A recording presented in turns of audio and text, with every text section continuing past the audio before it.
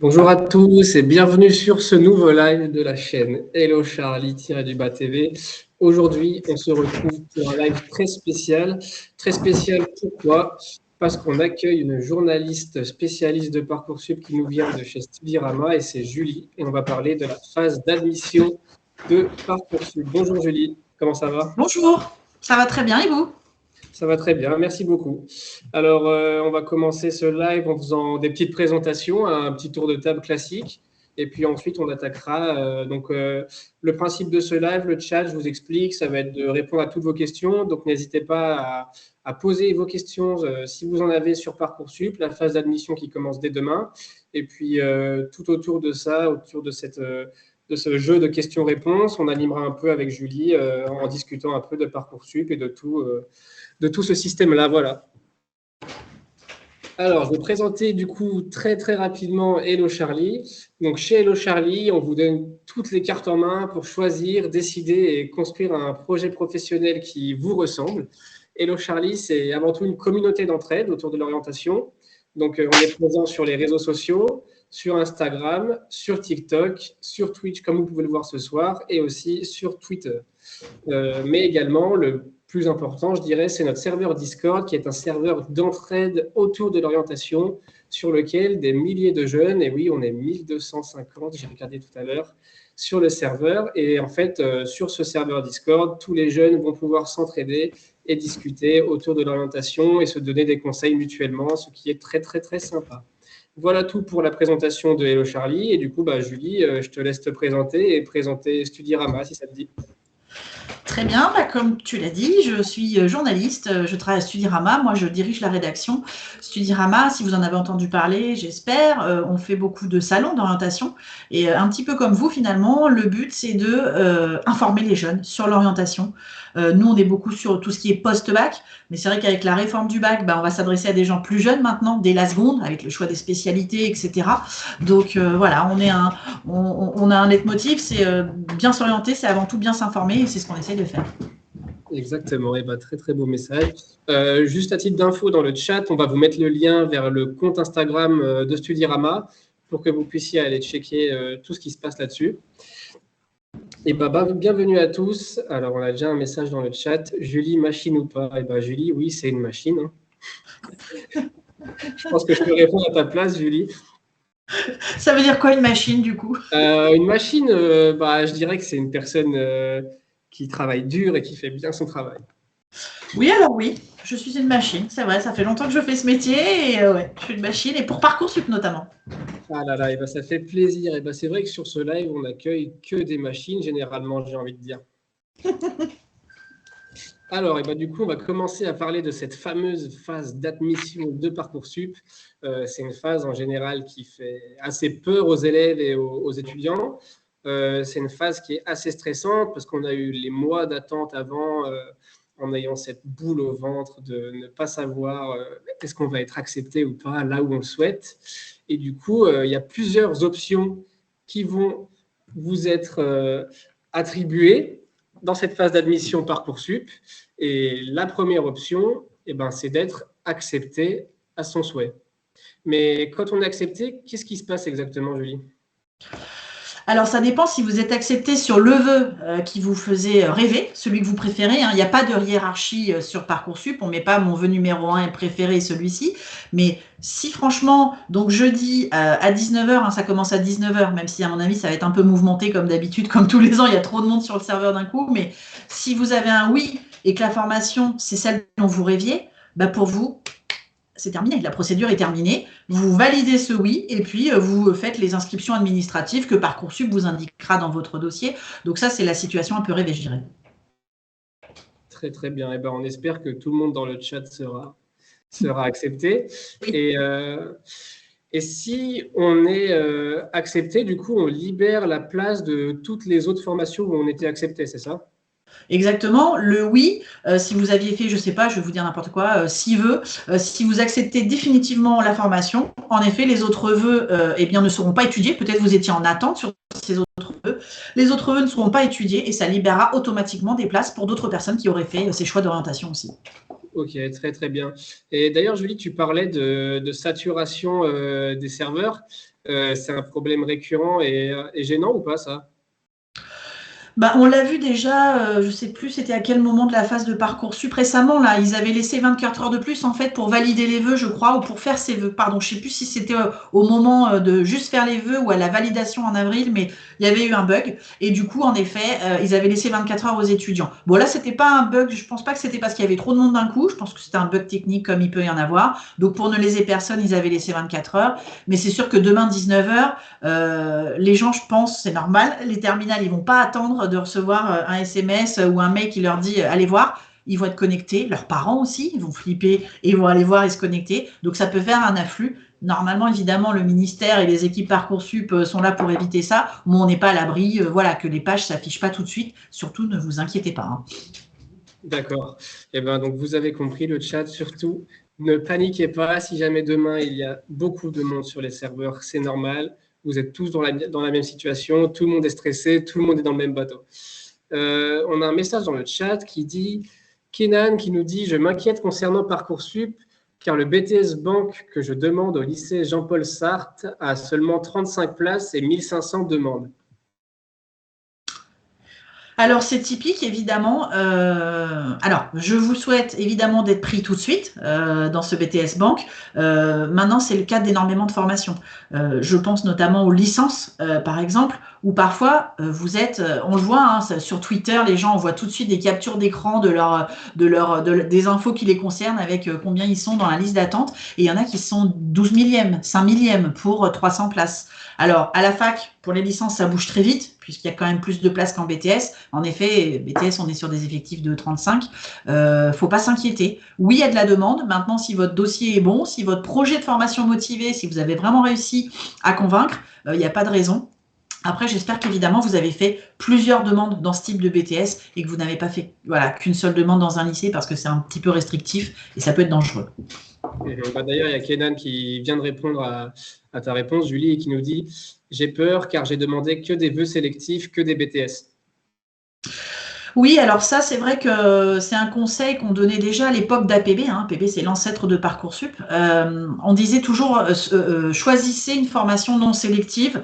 Les formations non sélectives, c'est clair, c'est les licences, hein, c'est les seules. Et à part, il y a certaines doubles licences ou bilicences, etc., qui sont sélectives. Mais on disait toujours aux gens de faire un vœu dans une formation non sélective parce que c'est possible. Je ne veux pas vous faire peur à tous, mais c'est possible qu'en effet, si vous n'avez fait que des candidatures sur des formations sélectives, eh bien, vous ne soyez pris nulle part. Ça arrive régulièrement tous les ans, on ne va pas se voiler la face. L'année dernière, ils étaient à peu près 5000 à se retrouver sans rien. Bon, là aussi, je vous rassure, il y a des choses qui sont mises en place pour vous accompagner et trouver une formation, mais c'est vrai que c'est le risque quand on ne fait que des demandes de formation sélective. C'est le risque, effectivement. C'est pour ça que c'est bien de prendre un souhait de backup, j'ai envie de dire, au cas où on n'est pas pris dans les formations sélectives. Exactement. Et est-ce qu'on a la possibilité, si on est accepté quelque part, de rester en liste d'attente sur d'autres vœux? Oui, alors ça, c'est le truc le plus important. Vous avez raison de le préciser.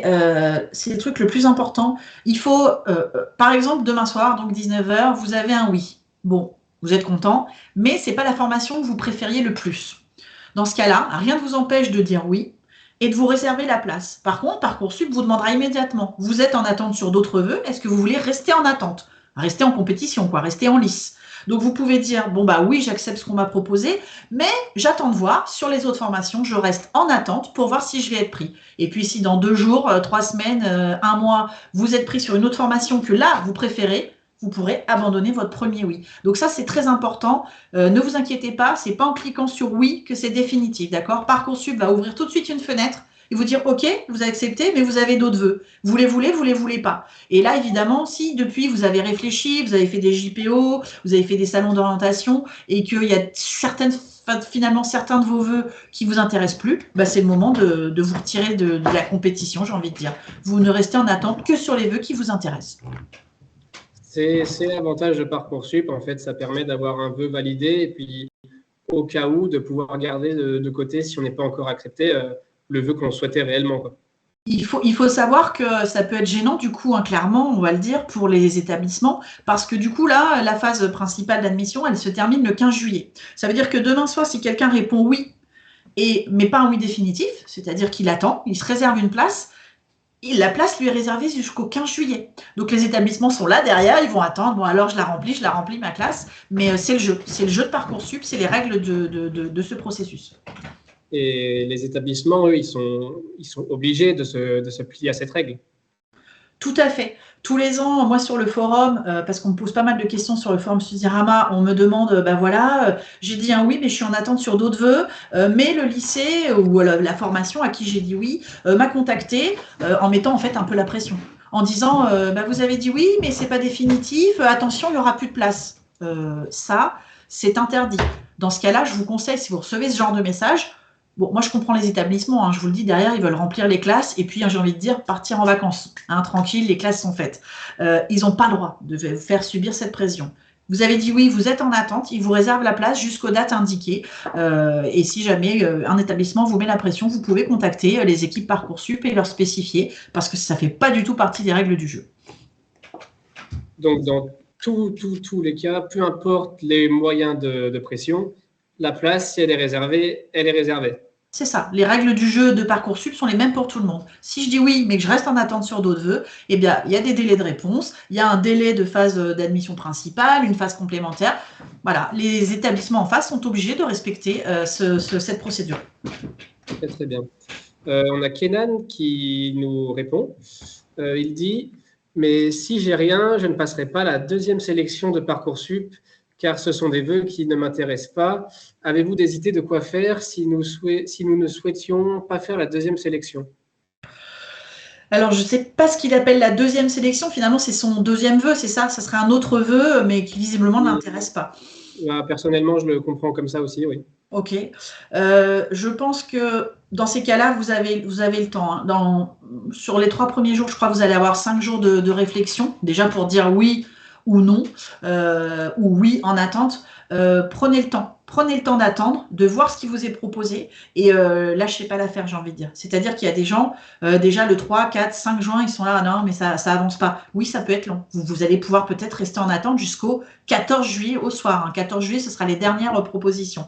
Donc, prenez le temps de la réflexion. Est-ce que si certaines formations vous sont proposées, bah, peut-être finalement elles vous intéressent. Et si ce n'est pas le cas, c'est pareil, je vous rassure. Il y a des milliers, hein, il y en a 20 000 sur Parcoursup, mais il y a des milliers de formations qui inscrivent hors Parcoursup, des BTS Banque notamment, Kenan. Par contre, évidemment, là, on va être sur des établissements privés.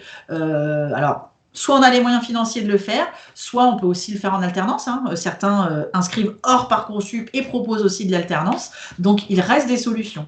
Et puis, il y a ces fameuses commissions qui sont mises en place dès le 3 juin. Alors, ça, c'est une possibilité, c'est d'avoir des noms partout. C'est-à-dire à tous vos vœux, vous êtes refusé. Donc là, vous n'avez rien. Hein. Il n'y a même pas d'attente.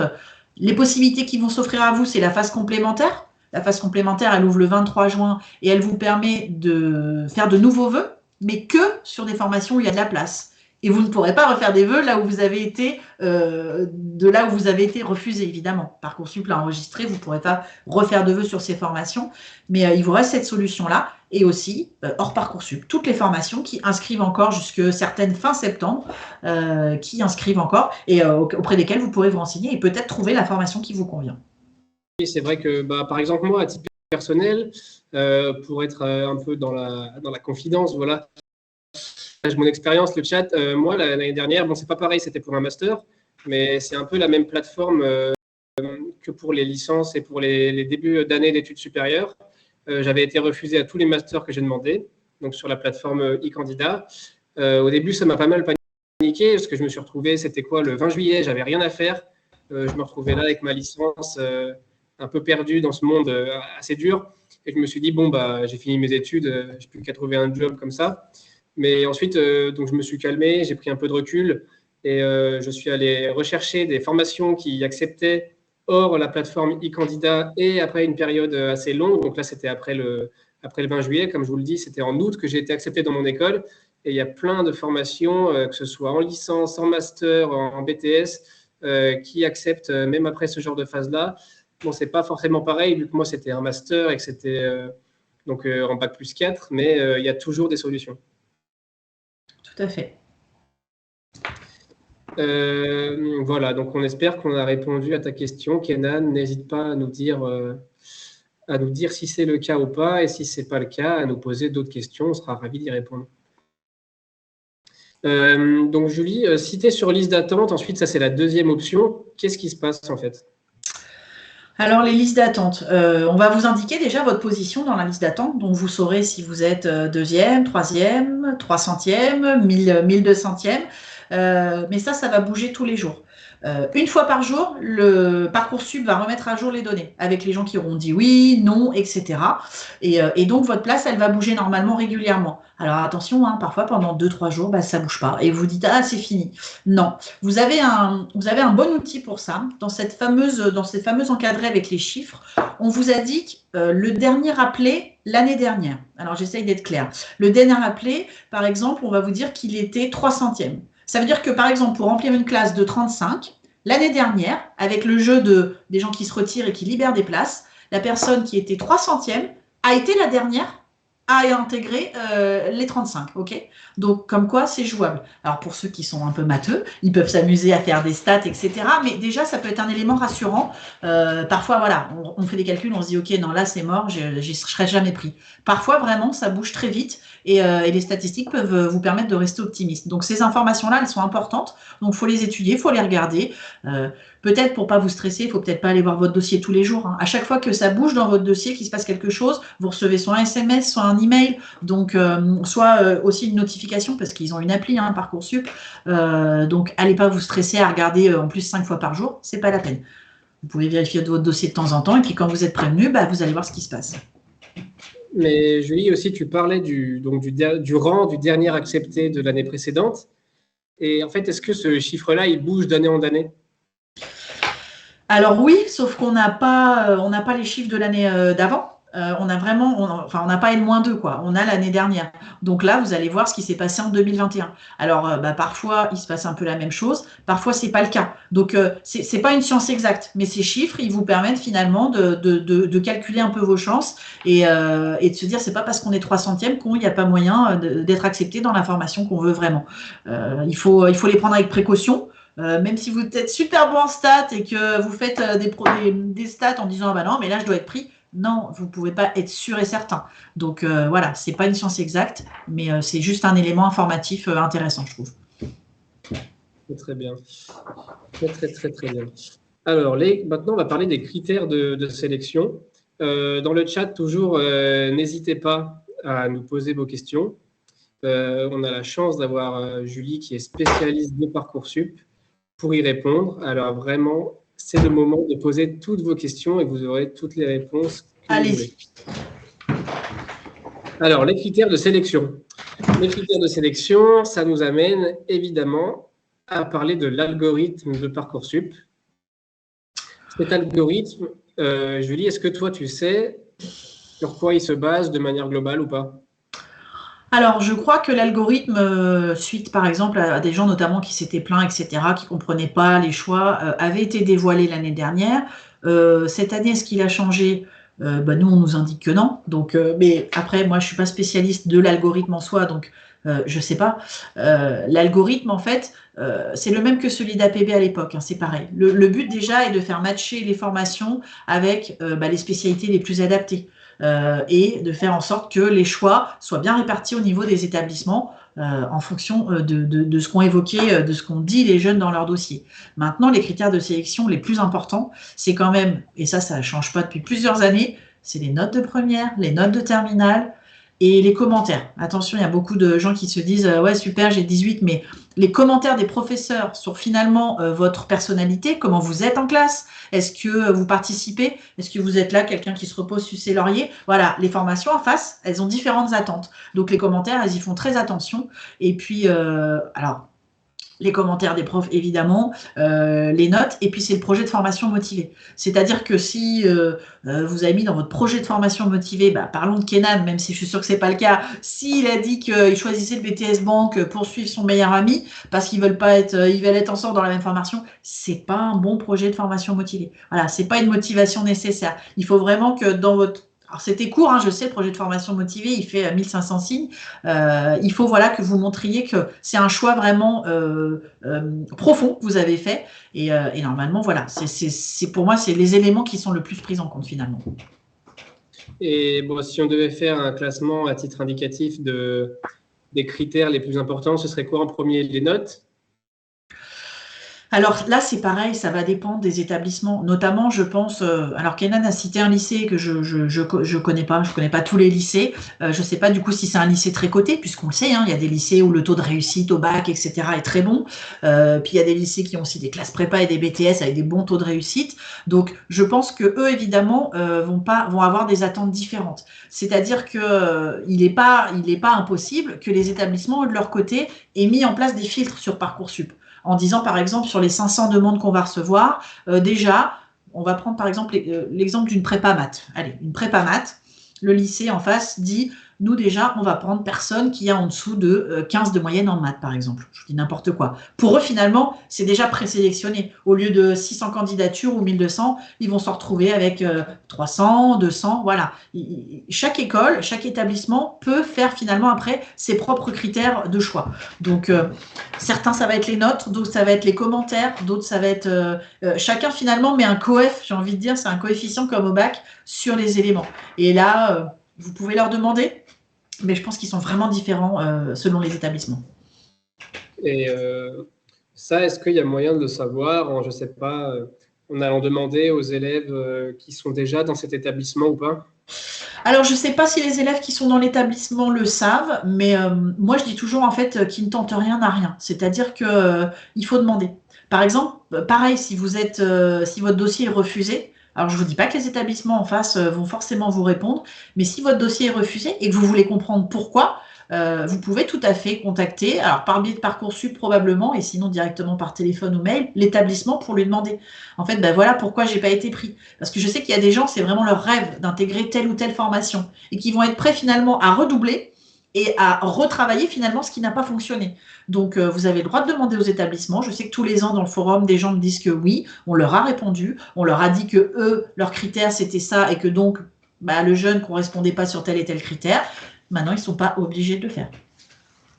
Bah, pour rebondir là-dessus, encore une fois, avec mon expérience perso, quand j'ai été refusé des masters, comme j'ai dit tout à l'heure, c'est ce que j'ai fait. Ben En fait, oui. j'ai envoyé un mail à tous les masters parce que je me suis dit quand même, je sors de licence avec 14 de moyenne, c'est pas possible que je sois refusé partout, quoi. Donc je leur dis, bah écoutez, je comprends pas. Mon projet professionnel est le suivant. Mon rêve, c'est de devenir, voilà, de faire ceci, cela.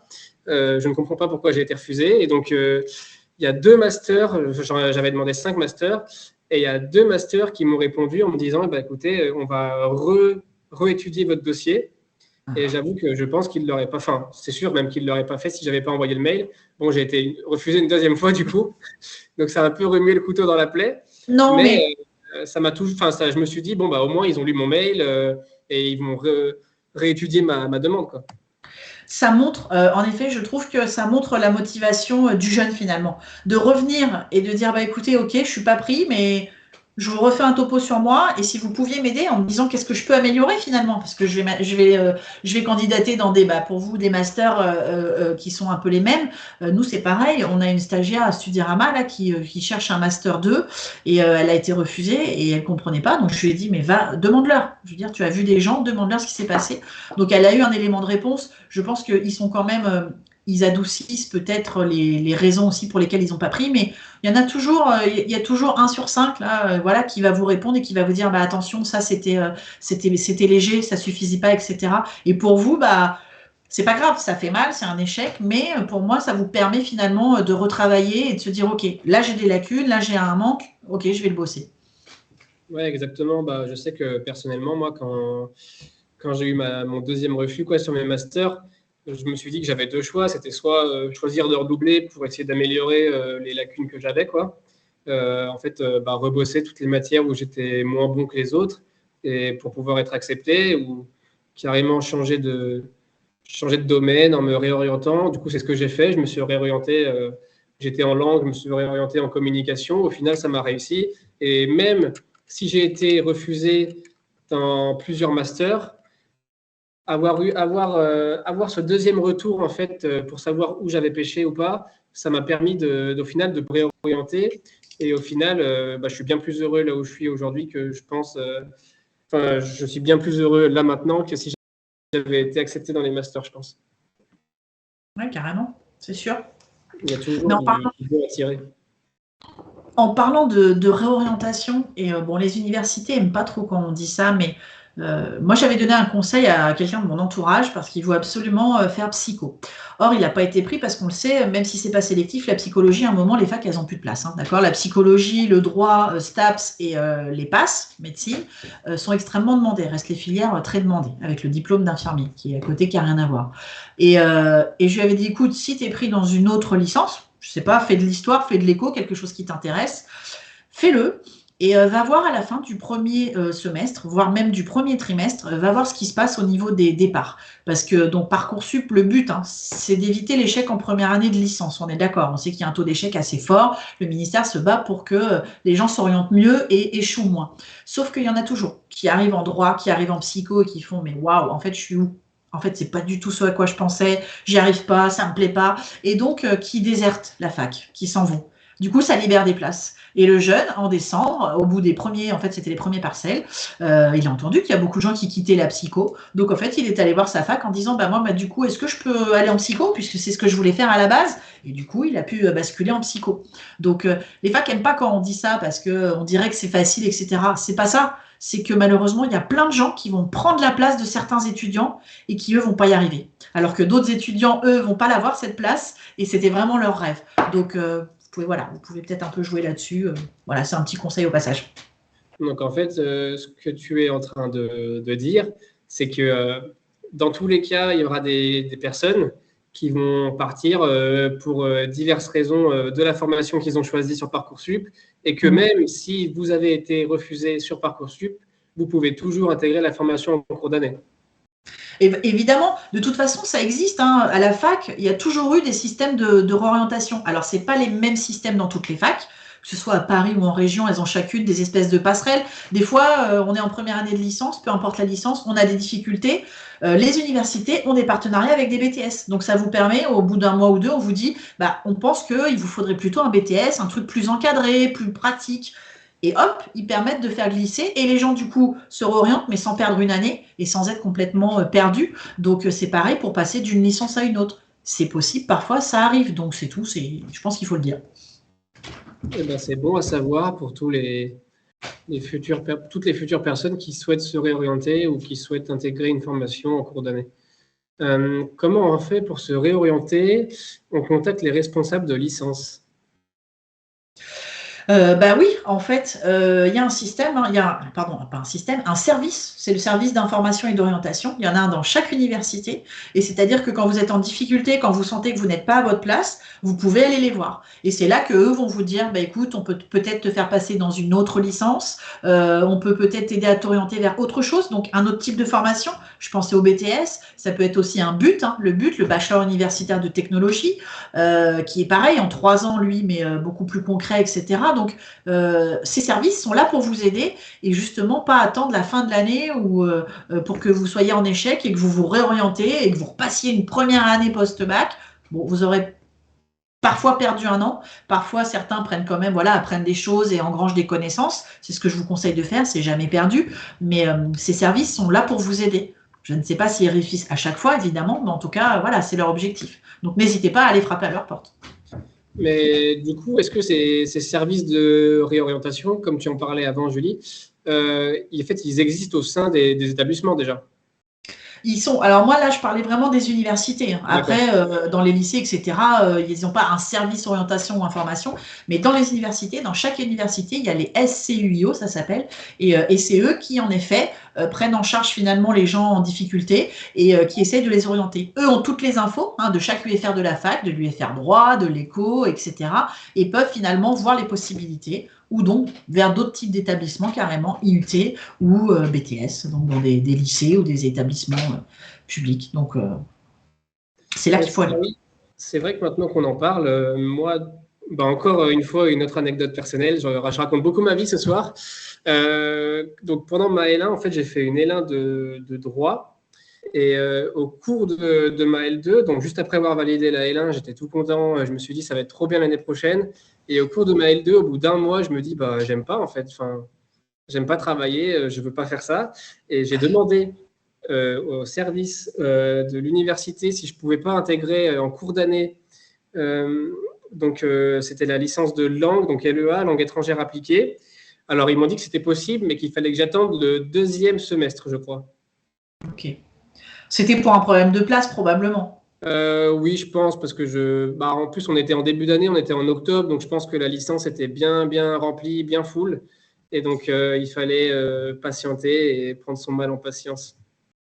Après, là, ça paraît logique, mais attention, c'est pas possible tout le temps. C'est-à-dire, toi, tu es passé du droit, où tu faisais déjà, à mon avis, de l'anglais, peut-être vous abordez un peu de gestion, donc te rapprocher d'une licence LEA, bon, ça me paraît plausible. Mais parfois, si on a des gens, je sais pas moi, qui vont en licence de droit et qui veulent passer en licence de maths, ou de sciences, enfin bref, ça peut être compliqué. Là aussi, il faut pas faire n'importe quoi, c'est-à-dire que si vous étiez pas bon en maths au lycée, la licence de droit, de maths, ça va être compliqué. Donc, il y a des passages qui sont assez naturels entre les filières, mais on prend toujours en compte finalement votre dossier et là où vous êtes bon, là où vous avez des compétences, parce que sinon, si c'est pour vous remettre dans une autre licence et où vous foirez, bon, c'est dommage. C'est vrai qu'il y a des transitions qui sont plus faciles que d'autres. Toujours dans le chat, ça fait maintenant une demi-heure qu'on est en live. N'hésitez surtout pas à nous poser toutes vos questions. En attendant, nous, on discute, on se pose des questions mutuellement, mais on est avant tout là pour répondre à vos questions parce que c'est ça qui compte. Julie, je ne sais pas si tu en as parlé tout à l'heure, mais est-ce que le site il est actualisé régulièrement lors des phases d'attente Parcoursup? Alors, c'est une fois par jour. C'est pour ça que je disais que ça sert à rien d'aller 10 fois par jour. Une fois par jour, le matin, normalement, Parcoursup se recalcule, si on peut dire. Voilà. Il prend en compte toutes les réponses des gens qui se sont désistés, ceux qui ont validé un oui définitif, etc., pour faire en sorte que on remonte dans les listes d'attente, voir qu'on a une proposition. Donc, c'est une fois par jour. D'accord. Et du coup, moi, pour tout dire, moi, j'étais à l'époque APB. Donc, je ne sais pas trop comment ça marche Parcoursup. Est-ce que, par exemple, si on est en liste d'attente et qu'on est accepté et qu'on passe dans le quota d'acceptation, est-ce qu'on a une notification ou pas? J'ai pas compris ta question. Si on passe le… En fait, si on est en liste d'attente et que le lendemain, on est pris, est-ce qu'on a une notification sur notre téléphone ou par mail ou pas du tout? Oui, alors, ok, pardon. Si vous bougez dans la liste d'attente, que vous passez de 100e à 58e, il n'y a pas, là, vous n'avez pas de notification pour ça. Par contre, vous avez une notification dès qu'il y a une proposition, dès que ça bouge dans votre dossier. Donc, soit vous étiez premier en liste d'attente et bim, ça y est, vous avez une proposition. Soit il y a un truc dont on n'a pas parlé. Parfois, vous n'êtes pas seulement en attente sur, c'est pas un oui en attente. Parfois, sur vos vœux, sur votre tableau Parcoursup, vous allez voir en attente tout court. Alors ne paniquez pas, ça veut dire que parfois, en fait, les établissements, parce que c'est une grosse machine, Parcoursup, c'est beaucoup de boulot, de logistique pour les établissements. Parfois, en fait, notamment à la fac, ils n'ont pas encore eu le temps de traiter votre dossier. Comme ils reçoivent, je ne sais pas, 2000, 3000, 4000 candidatures, votre dossier n'a juste pas encore été complètement enregistré, etc. Donc, ce n'est pas un oui ou un non en attente, c'est juste vous êtes en attente, ça vous écrit dossier non enregistré encore, quoi. Donc, pas de panique, ça va se faire au fur et à mesure, mais c'est des cas qui peuvent arriver. Mais vous recevez une notif par SMS ou mail que quand vous avez une nouvelle proposition dans votre dossier. D'accord, très très bien. C'était ma prochaine question. Comment on est notifié quand on sait qu'on est accepté? Ok, très très très bien. Dans le chat, toujours, n'hésitez pas à poser vos questions. Écoute, Julie, je vais passer à la prochaine question. Comment faire si je n'ai pas de proposition d'admission? Qu'est-ce qu'on fait? Comment on réagit? Et comment on se prépare pour la suite? Donc là, on part du principe qu'on a zéro retour, ou enfin que des noms en fait. On n'a eu aucun oui. Voilà. C'est ce qui arrive à pas mal de gens tous les ans. Moi, je vais aller voir Twitter demain soir parce que je pense qu'on va bien rigoler, ou même Insta, parce que les gens vont faire des photos de leur dossier où ils sont refusés partout. Donc refusés, refusés, refusés. J'avoue, franchement, c'est un peu dur. Je me mets à la place des gens. Avoir fait 5, 6, 10 vœux et être refusé partout, ça fait très mal. Bon, bah là, je pense qu'il va falloir accuser le coup, hein, souffler, voilà, mais rebondir. C'est-à-dire que vous pouvez bénéficier de l'aide de Parcoursup des commissions, d'accord? C'est des commissions spécifiques qui vont s'occuper de vous. Alors, sur quoi elles s'appuient? Quand vous avez rempli votre dossier Parcoursup, normalement, il y avait une case, un onglet qui s'appelait Ma préférence. Donc, la préférence, c'est un endroit où finalement, vous avez pu dire, bah, moi, je rêve de devenir infirmière ou moi, je rêve de travailler dans la banque. Voilà. C'est là où vous avez pu exprimer en quelques lignes la formation qui vous intéresse ou en tout cas le secteur que vous visez. Et selon, ils vont s'appuyer du coup sur cette préférence pour vous proposer éventuellement d'autres établissements. Alors, ça peut être des établissements qui sont plus loin de chez vous, mais il y a une aide à la mobilité qui est mise en place avec Parcoursup. Donc tout ça, vous n'avez rien à faire en fait. C'est à vous de dire si vous voulez l'aide de la commission ou pas. Et à partir de là, parce que c'est pas obligatoire, hein, il faut la demander. Parcoursup va vous ouvrir une fenêtre en disant est-ce que vous voulez bénéficier de l'aide de la commission puisque vous avez été refusé partout? Là, vous pouvez dire oui ou non. Et à partir de là, vous êtes pris en charge et vous allez échanger avec des gens qui pourraient vous faire de nouvelles propositions. Ça, c'est la première chose. Et ensuite, les formations hors Parcoursup. Hein, il y en a plein d'autres qui ne passent pas, dont les inscriptions, les formations ne passent pas sur Parcoursup. Donc là, il faut vous renseigner un peu plus sur Studirama, sur Hello Charlie probablement, pour avoir des pistes et trouver des formations. Tous les ans, il y en a. Hein, donc, Et bon, je te pose une question parce que je m'y connais rien. Enfin, je n'ai pas connu Parcoursup, moi j'ai connu APB. Et en fait, quand on demande l'aide de la commission, est-ce qu'on est assuré de trouver quelque chose derrière ou même eux, des fois, ils peuvent rien pour nous? Non, parce que les commissions sont là pour vous aider du coup à trouver des places vacantes, peut-être dans des établissements, alors pas très loin de chez vous même, mais que vous n'auriez pas demandé, ou peut-être un peu plus loin. En fait, c'est toujours vous qui avez le dernier mot et l'établissement en face. Parce que quand la commission vous aide, elle ne vous dit pas ah bah tiens, tel établissement, il est OK pour vous prendre. Elle vous aide d'abord dans un premier temps à dire bah tiens, si au lieu de faire le BTS banque, si tu allais en licence de gestion, ça serait une première approche pour après peut-être plus tard rattraper des études dans la banque, spécialisées dans la banque, dans des établissements qui proposent des licences pro ou même des masters. Donc, ils vont vous aider. Et puis, pareil, vous ferez un vœu de candidature et l'établissement en face décidera. Donc, comme c'est l'établissement qui a le mot final, elles ne peuvent pas vous garantir à 100% de vous trouver une place. Par contre, elles vont faire leur possible. D'accord, très bien, c'est très très clair. Et puis moi, je dirais aussi quelque chose d'important, même si vous êtes accepté nulle part, il ne faut pas baisser les bras et il faut vous redonner confiance en vous. Si vous êtes accepté nulle part, c'est pas que vous êtes nul ou que vous ne valez rien sur le marché de l'orientation. Des fois, il y a des choses qui ne sont pas faites pour tout le monde, mais ça ne veut pas dire que vous êtes nul et que vous ne valez rien. Vous allez forcément rebondir en cherchant autre part, en cherchant quelque chose d'autre. Et le tout, en fait, c'est de ne pas baisser les bras, de prendre beaucoup de recul et de toujours continuer à chercher, même si on n'a pas grand-chose. Il faut être prêt à faire des concessions, en fait. C'est-à-dire, vous vouliez absolument faire un BTS communication. Bah, écoutez, est-ce que vous ne pourriez pas peut-être aller plutôt en licence de com? Alors, certes, c'est pas du tout le même enseignement, etc. Mais essayez. Si vous voulez vraiment faire de la com, essayez. C'est quelque chose peut-être que vous imaginiez pas fait pour vous. Et puis finalement, ça va vous plaire et ça va bien se passer. En plus, rien ne vous empêche, donc au bout d'une année d'études, par exemple, de repasser sur la procédure Parcoursup, hein, de la refaire l'année prochaine, par exemple, pour retenter ce fameux BTS qui vous intéressait tant, etc.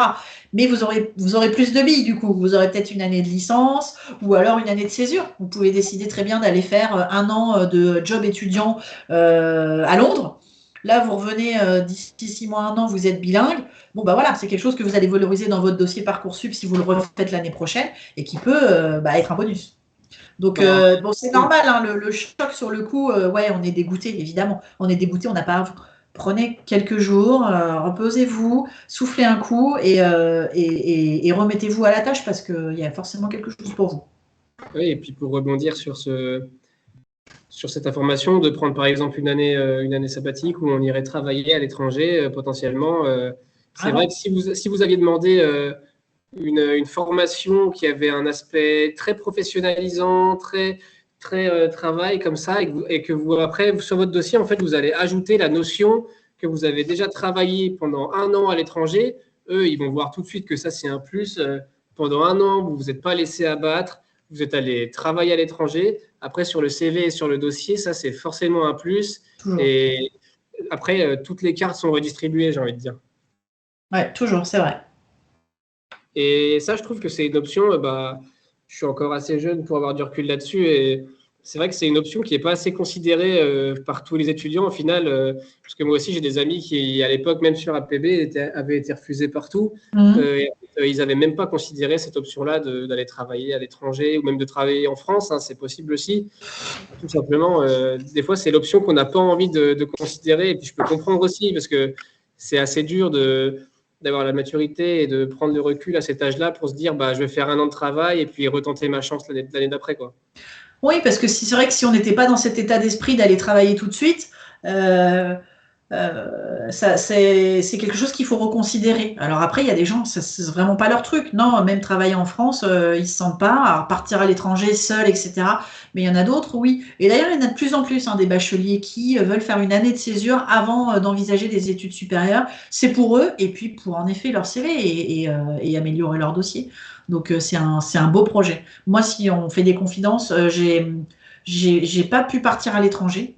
J'ai pas eu l'occasion en fait. J'ai fait alors à l'époque un DUG, c'est-à-dire une licence 2 de sociologie. Je savais déjà que je voulais faire du journalisme, mais j'avais envie de passer par la fac.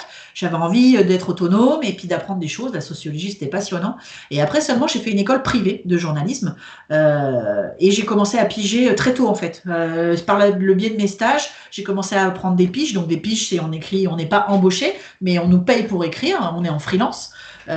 Et du coup, après, j'ai commencé à m'établir, avoir une vie de famille, etc.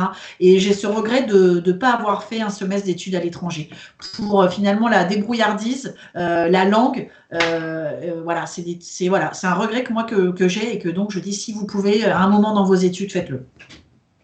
Oui, il ne faut pas avoir peur de se lancer. En tout cas, pour celles et ceux qui se sentent prêts à le faire, quoi, parce que c'est vrai que, comme tu l'as dit avant, c'est pas fait pour tout le monde. Il y en a qui ont tout simplement peur de partir à l'étranger, tout seul, ça peut faire peur. Après, si le problème, c'est juste de partir tout seul à l'étranger, rien ne vous dit que vous n'aurez pas des amis qui auront aussi les mêmes plans, et c'est encore mieux, je dirais, de partir entre amis. Ça fait vivre des expériences de fou, et ça permet de se développer énormément sur le plan personnel et professionnel, quoi. Et ça fait moins peur de partir à plusieurs, quoi, ne serait-ce qu'à 2, voilà, en se disant, bon, au pire, on est 2, on va se soutenir. Ouais, bien sûr. Donc, pour ceux qui hésitent, n'hésitez plus. C'est une très bonne solution de secours, ou ça peut être tout aussi bien votre solution principale. Julie, en fait, c'est quoi la phase d'admission complémentaire exactement ?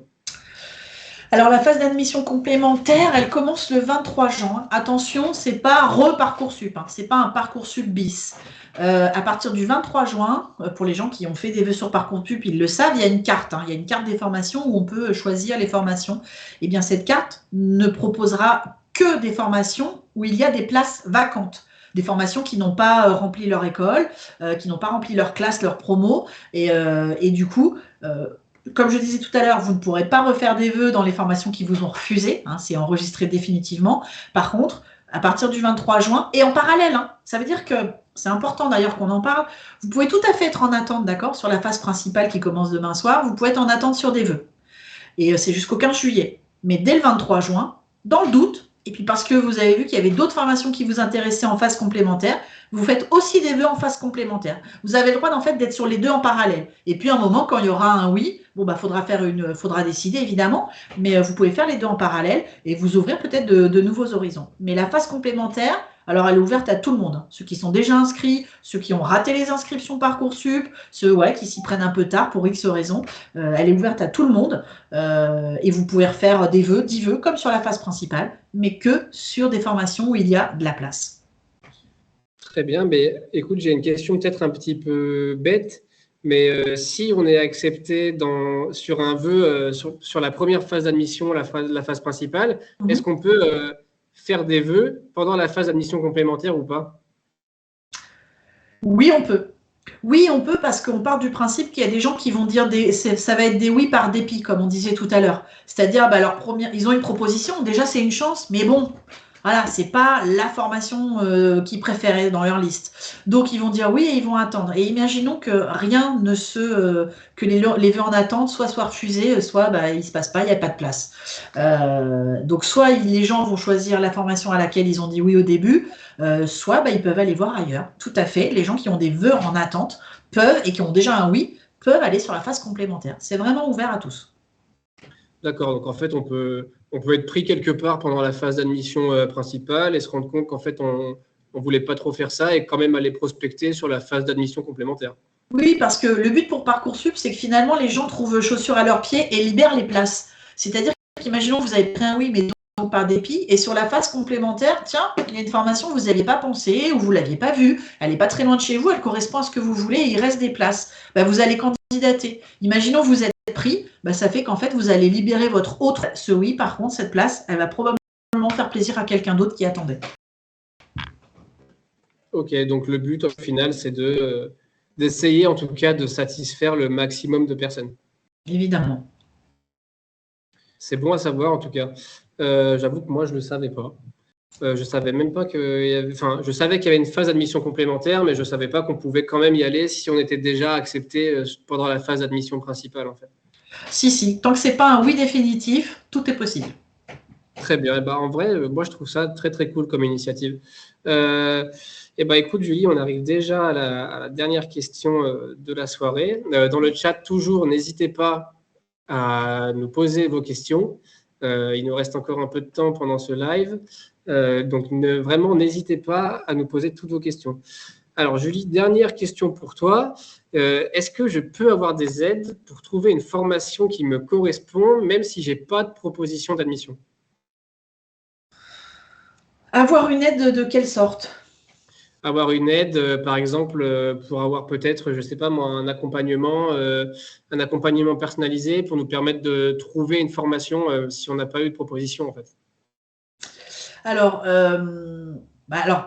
il y a déjà donc les commissions dont on parlait, les commissions d'accès à l'enseignement supérieur qui ne sont pas obligatoires mais vont vous proposer leurs services. Je serais vous, franchement, on n'a rien à perdre, faites-le. Voyez ce qu'elles vont vous proposer. Au pire, vous ne trouvez pas. Mais c'est pas parce que vous dites oui à la commission et qu'elle va vous aider que vous, il ne faut pas chercher de votre côté. Après, vous pouvez aussi demander l'aide. Bon, là, ça va être différent, mais moi, je pense aux conseillers en orientation, que ce soit les conseillers en orientation psychologues qui peuvent vous aider, sauf que bon, on est en pleine phase. Donc, c'est un peu compliqué de refaire votre profil, un bilan de ce que vous aimez, etc. Mais pourquoi pas? Et puis, nous, Studirama, on en connaît, on travaille avec un réseau de conseillers en orientation privée. Mais je sais que c'est le genre de choses qu'ils font. Ils font des accompagnements et ils refont un bilan. Alors, c'est vrai qu'en plein Parcoursup, c'est un peu tendu parce que c'est des choses qui demandent un peu de temps. Mais ça peut être aussi une bonne chose, finalement, en se disant, ouais, en fait, je sais pourquoi j'ai pas été pris, quoi. On n'a pas senti ma motivation dans le projet de formation motivé parce que c'était pas vraiment ce que je voulais faire. Finalement, ce qui est le plus difficile dans Parcoursup, c'est pas de faire ses vœux, de répondre, etc. C'est de savoir exactement ce qu'on veut faire. Et franchement, à 16 ans, 17 ans, 18 ans, moi, j'étais pas encore sûre à cet âge-là. Donc, d'être sûr de soi et de montrer une motivation, il y en a, ils savent depuis toujours, ils veulent être avocat, médecin, infirmière, que sais-je. Mais être sûr de soi, à cet âge-là, j'avoue, c'est pas simple ce qu'on leur demande. Bon, après, on y est tous passés. Moi, j'ai pas connu APB, c'était l'époque du Minitel. Il fallait que nous, on s'inscrive sur Minitel, c'était Ravel. Wouh! Mais c'était pareil. On avait plusieurs choix, on était pris, on était refusé, il fallait choisir, il y avait une sélection. Bon, c'était exactement la même chose. Donc, à un moment, oui, il faut choisir pour avancer. Donc, c'est le jeu. Et du coup, est-ce qu'au final, le mieux, c'est pas d'aller, par exemple, voir un conseiller ou une conseillère d'orientation avant de s'inscrire sur Parcoursup pour être bien sûr de ce qu'on veut faire? Si, pour tous les gens qui ne savent pas, si là, il y a des gens qui sont en première, qui nous regardent et qui donc vont être concernés l'année prochaine, évidemment, si vous êtes complètement largué, s'informer par le biais d'Internet, très bien, c'est déjà une première chose. Mais si vous êtes perdu et que vous aimez autant vous occuper des gens malades que faire de la finance, bon, comment vous allez choisir? Alors, ce n'est pas une solution miracle, hein, mais c'est vrai que les conseillers en orientation, eux, ils ont des outils, ils ont des choses qui vous permettent de resserrer finalement l'entonnoir et puis de voir aussi où vous êtes bon, hein. Ils prennent vos dossiers, on voit là où vous avez des facilités, là où vous progressez facilement, là où c'est plus dur, où vous stagnez, et ils vous aident à dessiner finalement ce qui peut être adapté à vous, bien sûr. Mais dans ce cas-là, il faut le faire ouais, en pleine phase Parcoursup, ce n'est pas la bonne idée, mais avant, ouais. Avant, évidemment, c'est une bonne idée, oui. Mais je dirais que le plus dur dans cette situation-là, en fait, c'est de se dire bon, bah, ok, je vais accepter de l'aide d'un conseiller ou d'une conseillère d'orientation. Parce que j'avoue que moi aussi, j'étais perdu, hein, comme je pense la plupart des jeunes Eh en oui. première au lycée. En fait, c'est pas forcément le moment idéal pour tout le monde, hein. À ce moment-là, on doit se poser plein de questions et être persuadé de ce qu'on veut faire plus tard. En final, on n'est jamais sûr. On peut même changer de domaine, même à 30 ans, Eh même à oui. 40 ans. Euh, mais le plus dur, en fait, c'est de se dire, bon, bah, ok, là, j'ai peut-être besoin d'aide, je vais peut-être aller voir quelqu'un, quoi. Mais c'est pas, voilà, je trouve que c'est pas forcément un pas facile à faire. Mais franchement, quand vous avez quelqu'un qui peut vous parler, à qui vous pouvez tout dire, qui va essayer de pas vous juger et de reprendre les choses dans l'ordre et vous aider finalement à faire des choix ou à prendre, à vous rendre compte finalement de ce que vous êtes, ce que vous aimez le plus, etc. Encore une fois, vous n'avez pas grand-chose à perdre. Et non, franchement, c'est un truc positif. Et aujourd'hui, nous qui sommes un peu plus âgés, enfin moi surtout, en effet, on a le droit d'avoir envie de changer de carrière. Et il y a des gens qui sont coachs. Alors c'est plus du coaching d'orientation, mais avec qui vous refaites un bilan de vos compétences, de ce que vous savez faire, pour voir où est-ce que vous pouvez vous reconvertir. Et il y en a de plus en plus. Depuis le Covid, etc., les gens, ils ont tous envie de, voilà, de changer de vie. Ça les a fait réagir. Donc, il n'y a pas d'âge et il n'y a pas de honte à avoir, non, pas du tout. Et ben voilà, très très bien. Ce sera notre dernier petit conseil de la soirée. Bah, je ne vois plus de questions dans le chat et nous sommes arrivés à la fin de ce live. Donc, je pense qu'on va attendre encore une minute ou deux pour voir s'il y a d'autres questions qui apparaissent dans le chat. Et puis ensuite, on coupera ce live. J'espère que ça t'a plu, ce live, Julie, avec nous sur la chaîne Hello Oui, Charlie. c'était très bien. Et puis j'espère surtout qu'on a donné des conseils, qu'on a pu aider les gens. Ouais, franchement, là, le conseil, c'est donc demain soir de ne pas paniquer, quoi. Ça se trouve, tout va sauter. Ça se trouve, vous allez être en attente sur tous vos vœux. Voilà, les choses vont se débloquer, c'est normal, mais je comprends que vous soyez excité et énervé si ça avance pas. Mais voilà, prendre le temps de la réflexion. Et puis les gens aussi sont souvent en panique. Les parents me disent, mais si je clique, il va se passer quoi? Sachez que sur Parcoursup, il n'y a aucun clic qui est définitif. Parce qu'il y a des gens quand même, ils arrivent à supprimer des vœux alors qu'ils ne le voulaient pas. J'y crois pas, franchement. Moi, je l'ai testé Parcoursup. Quand vous cliquez vous faites une action sur votre dossier, il y a une fenêtre qui s'ouvre. Alors, vous avez décidé de cliquer là-dessus. Sachez que si vous faites ça, vous allez supprimer vos vœux, nanani. Tout vous est expliqué, il y a toujours 2, 3 confirmations. Donc, pas de panique. Et puis, le dernier conseil que je peux donner quand même, c'est il y a des étudiants tous les ans qui disent non. C'est-à-dire, ils reçoivent des admissions, là, le premier jour ou les 3 premiers jours. Et ils répondent, oh, mais non, finalement, c'est pas ça. Attention. Si vous répondez non quand même, vous prenez, c'est un peu du bluff, quoi, c'est un peu le poker, vous prenez le risque de vous retrouver sans rien. Parce que vous êtes en attente sur tous les autres, il va peut-être se passer quelque chose pour vous et vous allez être pris, ou alors il va rien se passer ou vous allez être refusé. Donc, gardez toujours le oui. Même si ce n'est pas la formation dont vous rêviez, vous l'avez quand même mis dans votre liste, donc il y a quand même quelque chose. Prenez le temps de la réflexion, voilà, avant de vous désister complètement. Parce qu'il se peut que vous vous retrouvez sans rien, ça arrive. Donc, voilà, faites pas de bluff, quoi. Eh ben, c'est un très très bon dernier conseil, je pense.